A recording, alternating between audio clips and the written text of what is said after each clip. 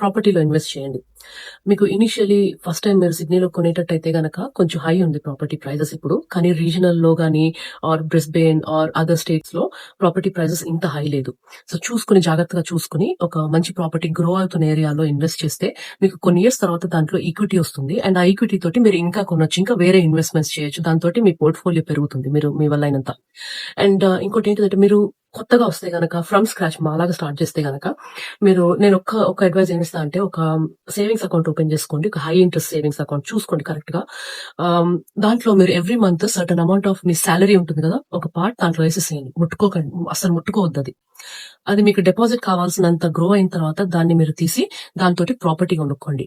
And ప్రతి ఆ స్టేట్‌కి తగ్గట్టు కొత్త హోమ్ ఓనర్స్‌కి గ్రాంట్స్ ఇంకా కొన్ని కన్సెషన్స్ అవన్నీ ఉంటాయి. చూసుకొని కొనుక్కోండి.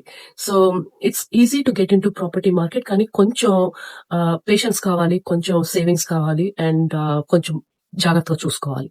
అవును. డిసిప్లిన్డ్‌గా సేవ్ చేయడం ఫ్యూచర్ గ్రోత్‌కి పెద్ద ఫౌండేషన్.